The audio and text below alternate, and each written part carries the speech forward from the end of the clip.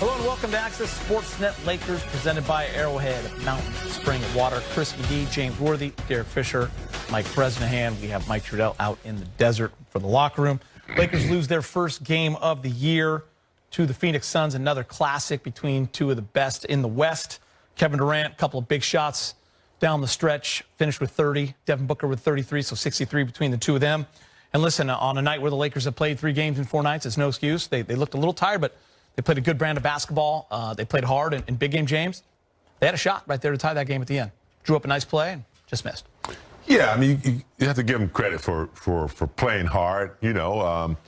And they had the game in hand early in the game. And as soon as it got a little sloppy, you know, with the turnovers, you know, that's when Phoenix was able to kind of get some momentum and get back in the game. And they kept it pretty much in the second half. And when you have a specialist like Durant, they went to him a lot, and in Booker as well. And their weapons came through for them. But, you know, overall, I think, you know, the Lakers played okay. They can walk away with, you know, with some satisfaction. Look at some things they need to fix. The bench, only 8 points on the bench compared to, I think they had over 20 over there. So, yeah, those are things that in the early season you can look at and say, okay, this is what we did, this is what we didn't do, and you can fix it. But overall, you don't have to be happy with the effort. A few things they can change that I'm sure they'll be aware of in the film session. And D-Fish, we're looking at the end of the game. You had the one good play that Austin Reeves missed that 3, but then they had another chance. It looked like LeBron maybe slipped going to his left, gets fouled, and then he's in that predicament of, do you make both free throws and foul again, or do you miss one? And he missed on purpose. Yeah. So break that down, kind of that last scene. Yeah, I mean, there's, you know, no guarantee how this plays out. You know, whether you try to miss now or you try to miss with 1 second to go in the game. I think the strategy at that point with no timeouts is a fair strategy. Obviously, with LeBron, AD, Rui crashing the glass, you have a good chance of getting that ball back. But the play before that you referenced, it was a good action, and LeBron was coming off of that pin down from AD to his left shoulder. So he was catching the ball from the sideline, catching the ball going this way, and he's not as comfortable, in my opinion, shooting going that way. So he tried to catch it and then spin back out that way, and that's where he slipped and lost his footing. That gave Kevin Durant a chance to foul him before he could get a three-point shot attempt. So, but that, you know, to get this on video now, to see some of the late game situations, win or lose, 4 games into an 82-game season, there's a lot to take from this game tonight. Yeah, I was overall impressed by the Laker effort. I think they got a little tired in that fourth quarter, allowed Phoenix to get away a little bit. LeBron didn't shoot real well. Could be a product of 3 games and 4 nights, like you said, Geet. I'll tell you what, though, big picture, if these two teams see each other in the playoffs, I like what the Lakers did tonight. They really forced Phoenix to get away from what they want to do. Nurkic was not a factor at all, barely played in this game. Phoenix had to go with Royce O'Neal. They had to go small ball because the Lakers were that punishing, really just kind of getting around Nurkic way too easily. It's still a good start for the Lakers, 3-1. But they got to start winning on the road. And, you know, I talked about this with Allie on the pregame show. Of the 10 teams that made it to the playoffs, including the play-in tournament from the West last year, Lakers had the worst road record. So they got to start winning these games. Didn't get today. Good effort. Good try. 4 more road games left on this very early road trip. And just got to come out strong against Cleveland, where LeBron always does pretty well. By the way, props for LeBron on that fake miss. That was about as good as it gets, right? He kind of did the half dribble and the throw fast. Yeah. Almost working a good effort. Big game. Let's go to you there. KD, Booker, 66 points between them. Good down the stretch. It's always fun when Lakers play Booker and KD, and those guys got the edge in this one. Yeah, I mean, didn't really need a lot from their third wheel Bill, because these two guys, I mean, you know, look, there are 2 guys on that team that just came off the Olympics too. Okay, so they're fresh, they're experienced.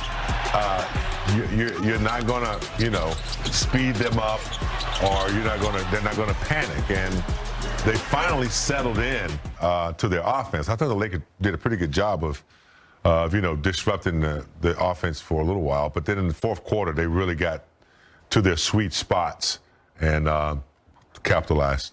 Yeah. Kind of the tale of 2 games. I think when the Suns were at Crypto, they jumped out to that huge lead, 22 points. Lakers came back. Lakers were up 26-8 in those first 7 minutes of the game tonight, and it was the Suns who came back on this one. I think that's what makes them so dangerous. You get in that late game situation. KD and Booker both able to create shots so good with the ball in their hands, off ball, and then you have a guy like Royce O'Neal hitting shots. This is where the Suns team can be a dangerous team. Yeah, and these are the types of games the Suns struggled to win last season. Yes. Not having clarity in where they wanted to get offense from late in games. Obviously, Devin Booker, Kevin Durant, and to some degree Bradley Beal are really lethal in the mid-range areas. And so sometimes they don't actually get enough three-point field goal attempts to match their opponents. But tonight, they shot 11 out of 36 from three. Not great, but the Lakers weren't able to get that separation. Points in the paint were even at 42, I believe. And then the Lakers normally outpace their opponents at the free throw line, sometimes 2-1. Tonight, 20 attempts by the Suns, 18 attempts by the Lakers. Yeah. And so those are also just road things that tend to happen. You're not going to shoot twice as many free throws as the home team. But good opportunity, close game. To your point, Geets, Kevin Durant and Devin Booker down the stretch can get offense when they need to. Low-scoring game, though, for today's NBA. Both teams played really hard and tried to get this game. Glad you brought up the free throws. When you look at AD, it's the first time he's been under 30. He had 29, but he only got to the line 6 times. He's been getting double digits every single time. Didn't get that call at the end either. Yeah, I thought maybe he should have gone to the line a little bit more in this game. You can't ask for too much. Again, it became a small ball type of game. No Nurkic, so AD is gonna try to pick his points around a smaller Phoenix roster. The thing I do like about the Lakers tonight, I like how Rui and Austin Reeves both stepped up. I mean, they're absolutely saying this is not just a two-man team anymore. I mean, those two guys, 4 games in, they kind of taken turns being that third guy. Austin Reeves, I mean, just pounding on the offensive glass. I'm sorry, Rui, just 5 offensive rebounds. Spectacular effort for him tonight. Austin Reeves, almost 10 rebounds. Those guys are going hard, James. It's not just, this Laker team, you can tell, is a lot better than last year. And it's the guys, Rob Pelinka said, it's got to be internal, incremental improvement. And those two guys are definitely showing it right now. Yeah, big game. I mean, when you look at Rui, he's 20 and 10. Yeah. Tonight, hit a few threes. I mean, Austin Reeves, 23 points, 8 assists. You have to absolutely love that if you're JJ. Yeah. You got to love the consistency, and the guys have bought into a system that they enjoy playing. It's one thing, when you're tired and you're not quite sure, how the chemistry is, but they seem like they really enjoy playing together, and they believe in what they're doing. So it's a lot easier to play. Only, one of the things, they had 21, Phoenix had 21 fast break points.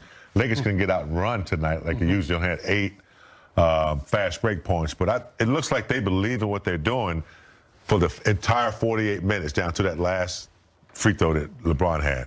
It's kind of nice for LeBron. I mean, he's in year 22, and he's carried the load, so much that he doesn't have to do that on this team, and the team can still be right there to win a game. Yeah, and he didn't have it tonight. Like, you could tell there were certain plays, his legs weren't there, the energy wasn't there.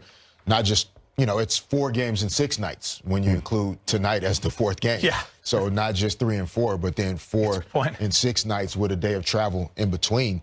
And yes, I think this team, the way that they are setting out to play and being intentional about the ball movement, but the aggressiveness by multiple players, it's a copycat league. And obviously on this network, we don't love to talk about what the team in green and white did last year.